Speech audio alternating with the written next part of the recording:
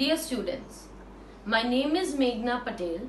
Today we are going to begin with a new chapter in the 11th standard, that is Cell, the Unit of Life. This is chapter number 8. Now students, you have previously heard and previously studied in the previous classes that what is a cell and why it is essential to study a cell. Now, here we are going to begin with some of the more information about the chapter cell. In this chapter, we are going to study about different types of cells, that is prokaryotic cell and a eukaryotic cell. We are also going to discuss about different types of cell organelles present inside the eukaryotic cell. For example, mitochondria, chloroplast, endoplasmic reticulum, Golgi bodies are some of those such organelles which are membrane bound organelles present inside the cell. We are also going to discuss about some of the non-membrane bound organelles like ribosomes which are found in both prokaryotic and eukaryotic cell. We will discuss about the cell wall, cell membrane and their composition in this chapter. Later on, at the end of this chapter, we are going to discuss with how a cell divides and what is the preparation that a cell requires in order to be divided. So in this chapter, all these studies we are going to do. But first we need to understand that what is the study of cell structure known as. So individuals or the researchers undergo the study of the cell, the structure of the cell and various composition of the cell. And this study of structure, form and composition of the cell is known as the cytology, the branch of science that deals with the structure, the composition of the cell is referred as the cytology. Why we are talking about structure of cell? Because as I said, there are differences between a prokaryotic cell and a eukaryotic cell.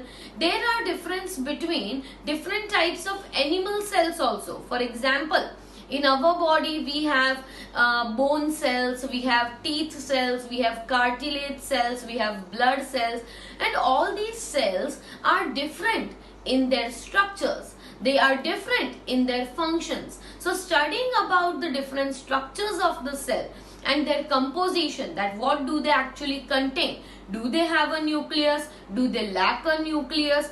All these things are very important to study. And researchers who study this, that is known as cytologists, whereas the branch of the science is known as cytology. The branch of biology that deals with the structure, chemistry, development, genetics and functioning of the cell is known as the cell biology. Here many things are included. See, you can see that the first thing included is the structure. But along with structure there is chemistry. Here what is chemistry? Chemistry means inside the cell there are different types of chemical components that are going to be present.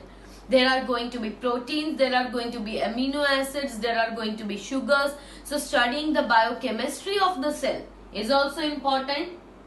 Development, how a cell divides, how a cell forms an organ, how a cell unites to form a tissue. So that things are going to be discussed under development. Genetics, because cell is having a nucleus which is having the genetic material. So studying the heredity material, studying the genetic material of the cell is the genetics and the functioning, because different cells have different functions. Okay, the cells of our eyes, the cells of our teeth, the cells of our bones, all of them are having different function. So the individuals or the field of the science which deals with all these aspects of the cell, that is which aspects? Structure, chemistry, development, genetics, functioning, are referred as the cell biology. So we are studying a chapter that is considered in the cell biology. We are studying structure of cell, so that is under cell biology. We will be studying about biomolecules, that is also cell biology. We are going to discuss about cell division methods, that is also under cell biology. Now we have studied from previous classes that हमने पहले से ये पढ़ रखा है that cell क्या होता है, basic unit of life. Cell क्या होता है, basic unit of life. ये हम हमेशा बोलते हैं, कई बार थोड़ा एडवांस बोलते हैं कि basic structural and functional unit of life. Cell को हम क्या कहते हैं, structural and functional unit of life. तो हम ये टर्म्स क्यों यूज करते हैं, हम क्यों कहते हैं कि सेल एक स्ट्रक्चरल यूनिट है, हम क्यों कहते हैं कि सेल एक फंक्शनल यूनिट है. तो यहाँ पे पहले बात करते हैं cell as a structural unit. क्यों हम ऐसा कहते हैं कि सेल हमारी बॉडी का सबसे बेसिक स्ट्रक्चरल यूनिट है. तो हम उसे स्ट्रक्चरल यूनिट क्यों कहते हैं. तो सबसे पहली चीज, all life, all the organisms, all the life begins with at least a single cell. Life originate ही होती है तो मिनिमम से मिनिमम रिक्वायरमेंट क्या है, at least one cell. Depending upon the number of cells the organism has, depending upon number of cells an organism has, it is divided into two types, unicellular organisms and multicellular organisms. Depending upon the number of cells in an organism, we divide it into two groups, that is unicellular and multicellular. Unicellular, uni मतलब one, cellular मतलब cell. तो ऐसे organism जिनमें सिर्फ एक cell होता है उन्हें हम क्या कहते हैं, यूनिसेल्यूलर. और ऐसे ऑर्गेनिजम्स जिसमें एक से ज्यादा सेल्स होते हैं उन्हें हम क्या कहते हैं, multi cellular. So unicellular made up of single cell, multi cellular made up of many cells. Unicellular organisms में आपने प्रीवियस जो चैप्टर पढ़ा उसमें एग्जाम्पल्स पढ़े होंगे, जैसे कि अमीबा. अमीबा एक यूनिसेल्यूलर ऑर्गेनिज्म है. पैरामीशियम यूनिसेल्यूलर ऑर्गेनिज्म है. इसके अलावा chlamydomonas is also unicellular organism. All bacteria they are also unicellular because all bacteria consist of only one cell. And even the yeast is also a unicellular organism. मतलब ये ऐसे organisms हैं जिसमें सिर्फ क्या है, एक सिंगल सेल है. पर ऐसे भी organisms होते हैं जिनमें कई सारे सेल्स होते हैं, तो वो उसमें हम क्या इंक्लूड करते हैं, प्लांट्स एंड एनिमल्स. तो हायर प्लांट्स और एनिमल्स को हम मल्टी सेल्यूलर ऑर्गेनिजम्स में कंसिडर करते हैं. जब हम बात करते हैं कि ऑर्गेनिज्म जिसमें यूनिसेल्यूलर है उसमें क्या प्रोसेसेस नहीं होती, उसमें डाइजेशन नहीं होता, उसमें रेस्पिरेशन नहीं होता, नहीं, ऐसा नहीं होता. Even unicellular organisms perform all the activities very similar to multicellular organisms. मतलब यूनिसेल्यूलर ऑर्गेनिजम्स भी वो सारे एक्टिविटीज करते हैं जो मल्टीसेल्यूलर ऑर्गेनिजम्स करते हैं.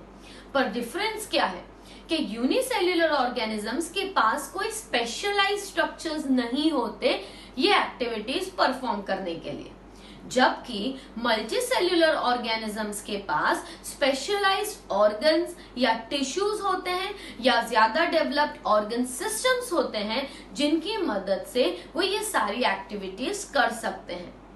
तो यहाँ पे A single cell is capable of, अगर सिंगल सेल है तो भी it is capable of having its independent existence. मतलब सिंगल सेल कैन, मतलब एक बैक्टीरिया है वो एक ही सेल से बना है, but that bacteria can have its own independent existence. Why? Because it can perform all the essential functions of life. It can perform all essential functions of life. तो अगर सिंगल सेल ऑर्गेनिज्म को survive करना है तो दो चीज होनी चाहिए, एक तो उसका इंडिपेंडेंट एग्जिस्टेंस होना चाहिए और दूसरा क्या होना चाहिए? It should be able to perform all the essential functions of the life. Essential function मतलब क्या? यहाँ पे डाइजेशन है, रेस्पिरेशन है, ये सारे जो एक्टिविटीज होते हैं, एनर्जी मेकिंग है, ये सारे एक्टिविटीज जो होते हैं वो हमारे एसेंशियल एक्टिविटीज होते हैं।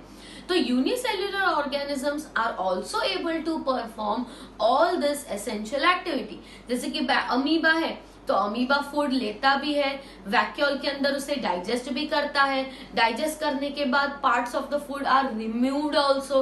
तो ये सारी एक्टिविटीज एक सिंगल सेल में भी हो ही रही है। That means what? कि सिंगल सेल का खुद का इंडिपेंडेंट एग्जिस्टेंस होना चाहिए and it should be able to perform all the basic functions that are necessary for the survival.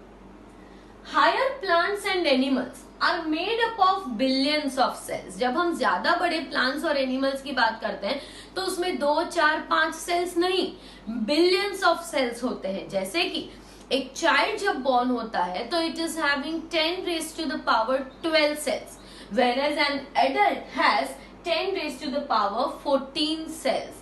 तो ये जो इतने सारे सेल्स हैं 10 to the power 14 सेल्स, ये जो सेल्स हैं they are going to be more organised. Instead of being randomly present in the body, cells कैसे रहते हैं? ज्यादा ऑर्गेनाइज्ड रहते हैं।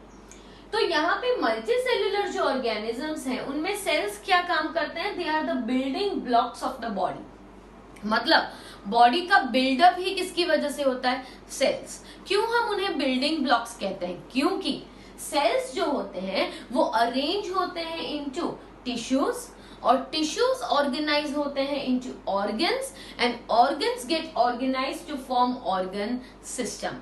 मतलब सेल्स को सबसे बेसिक यूनिट कहा गया है क्योंकि सेल्स के यूनियन से बनता है टिश्यूज, टिश्यूज के सारे यूनियन से बनते हैं organs and organs functioning together और the complementing function of each other, they form an organ system।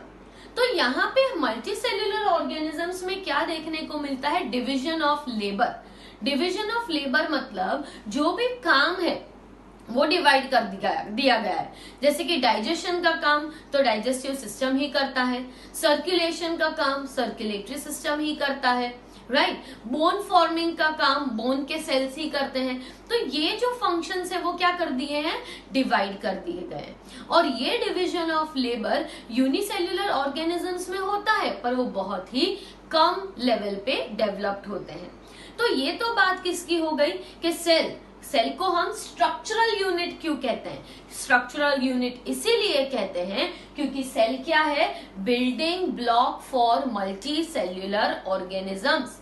Multi cellular organisms के लिए सेल एक बिल्डिंग ब्लॉक है, इसीलिए। और एक जो इंडिपेंडेंट सेल होता है वो सारा ही फंक्शन कर सकता है।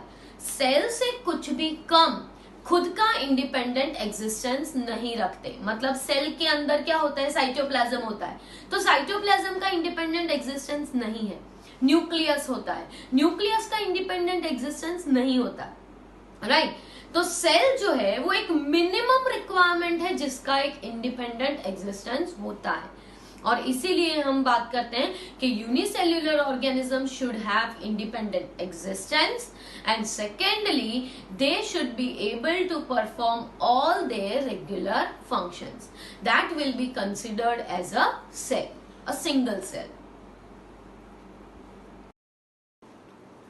Students, so we have discussed about the first thing, that is cell is the basic structural unit of life. Now along with the basic structural unit, we also had used a term that it is a basic functional unit of life। मतलब हमने ये तो बता दिया कि cell basic structural unit क्यों है। Cell basic structural unit इसीलिए है क्योंकि हर एक जो सिंगल सेल है it can perform its own function, it can have its own independent existence।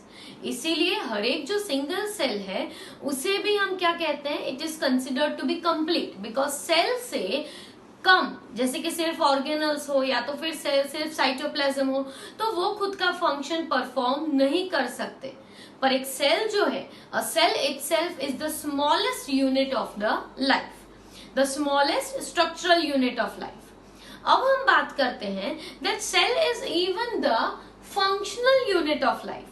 तो हमने उसे स्ट्रक्चरल इसीलिए कहा था क्योंकि वो मल्टी सेल्यूलर ऑर्गेनिजम्स के लिए बिल्डिंग ब्लॉक्स था, क्योंकि बिल्डिंग ब्लॉक्स मतलब सेल के यूनियन से ऑर्गन्स टिश्यूज बनते हैं, टिश्यूज के यूनियन से ऑर्गन्स और ऑर्गन सिस्टम बनते हैं। तो सेल को फंक्शनल यूनिट भी क्यों कहते हैं?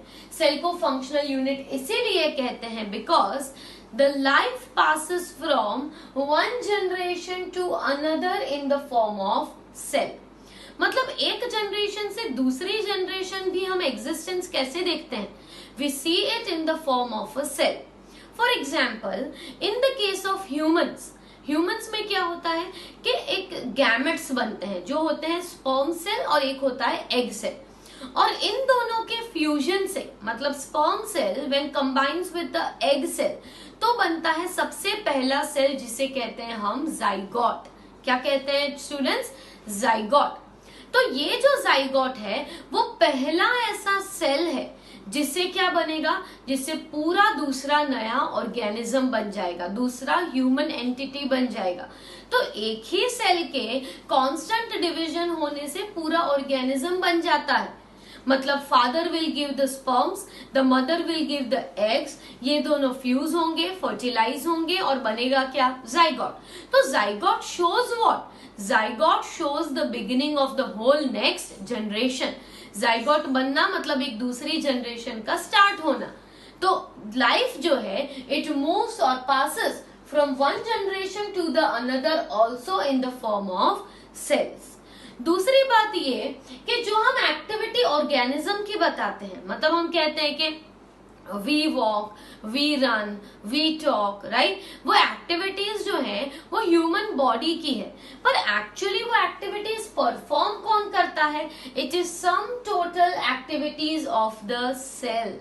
वो हर एक एक्टिविटी किसकी है? एक्चुअली सेल की एक्टिविटी है। जैसे कि चलो हम बात करते हैं कि डाइजेशन जो है वो हमारी कौन सी सिस्टम करती है? डाइजेस्टिव सिस्टम करती है। तो डाइजेस्टिव सिस्टम जब डाइजेशन का काम करती है तो डाइजेस्टिव सिस्टम में क्या है? ऑर्गन्स है, माउथ है, इसोफेगस मतलब आपका फूड पाइप है, उसके बाद आपका स्टमक है। पर एक्चुअली ये स्टमक बना किसका है? Stomach is made up of tissues. Tissues किससे बने हैं? Tissues are made up of cells. तो एक्चुअल फंक्शन कौन कर रहा है? सेल्स कर रहे हैं। पर हम बात क्या करते हैं कि पूरी सिस्टम काम करेगी, बट एक्चुअली पूरी सिस्टम या तो एक्चुअल पूरी ह्यूमन बॉडी में जो डाइजेशन का प्रोसेस हो रहा है वो प्रोसेस करता तो कौन है? सेल। इसीलिए हम कहते हैं that the activities of an organism, मतलब एक ऑर्गेनिज्म की सारी जो एक्टिविटीज है वो एक्टिविटीज एक्चुअली क्या है? They are sum total activities of the cell. Means these are the activities which are performed by individual cells, but these cells are grouped to form tissues, organs and organ system in higher organisms. A new cell develops by division of pre-existing cell। मतलब एक नया cell कैसे बनता है? तो already existing cell के cell division से नया सेल बनता है।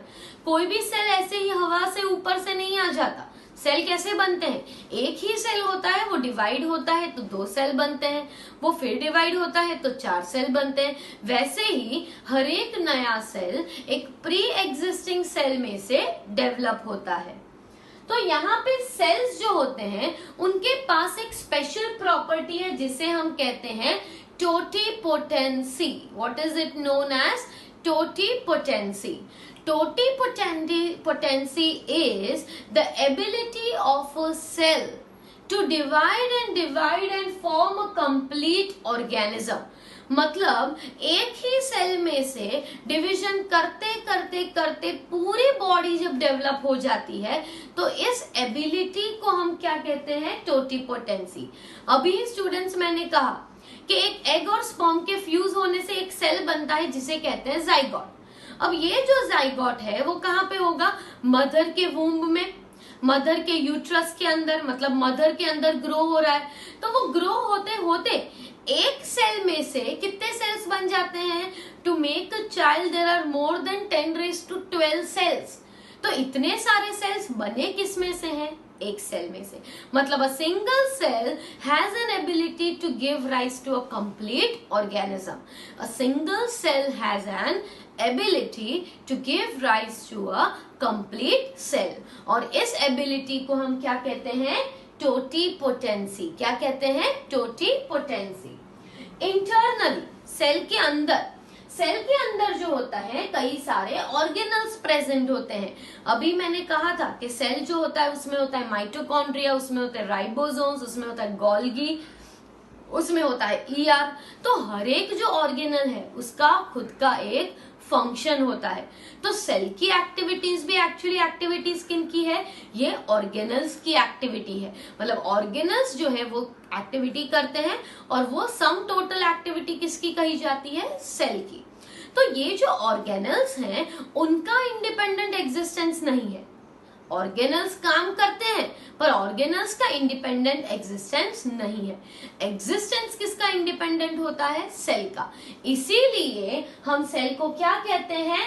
Smallest unit capable of independent existence. मतलब सबसे छोटा यूनिट जिसका खुद का इंडिपेंडेंट एग्जिस्टेंस है और it can perform essential functions of life.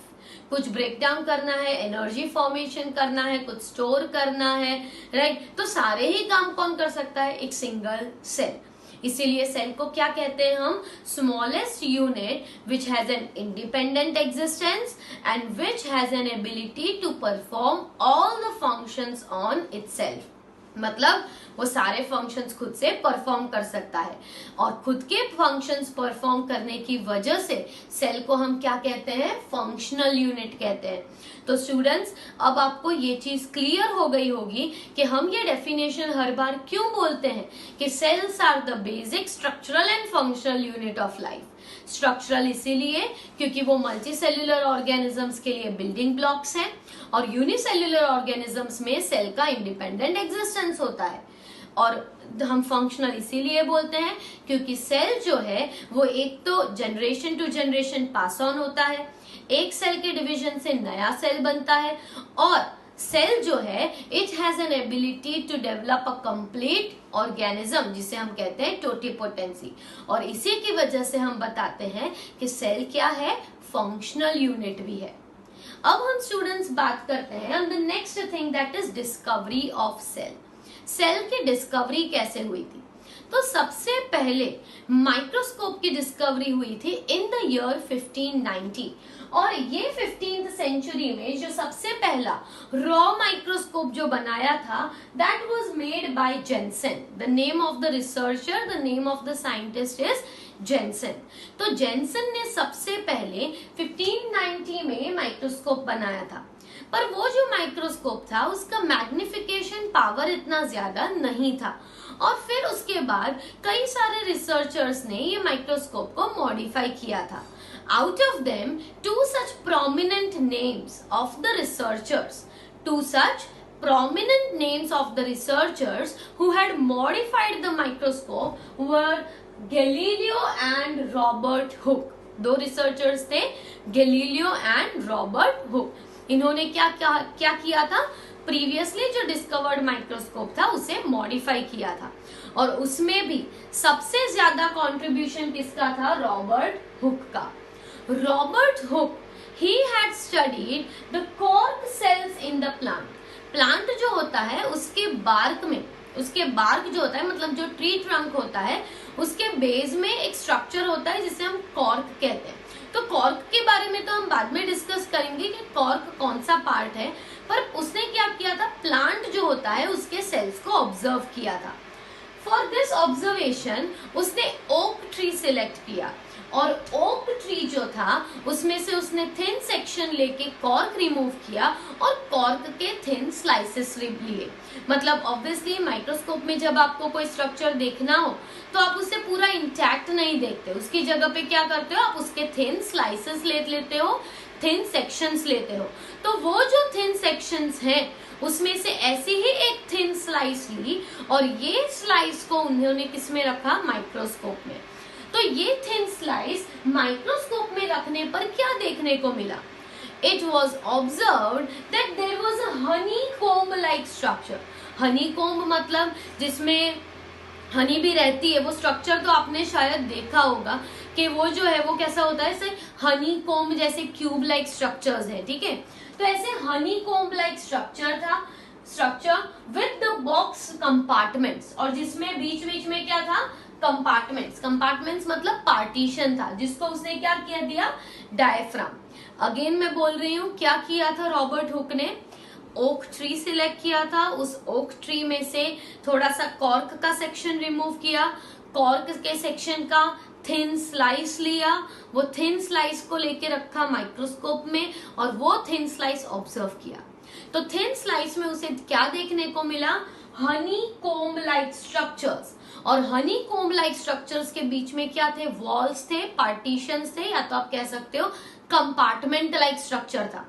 तो ये जो कंपार्टमेंट लाइक स्ट्रक्चर्स उसने देखे, उसे नहीं पता था कि इसके अंदर क्या है। He did not know that there is something like nucleus या कुछ ऑर्गेनल्स या साइटोप्लाज्म, ऐसा कुछ उसे नहीं पता था।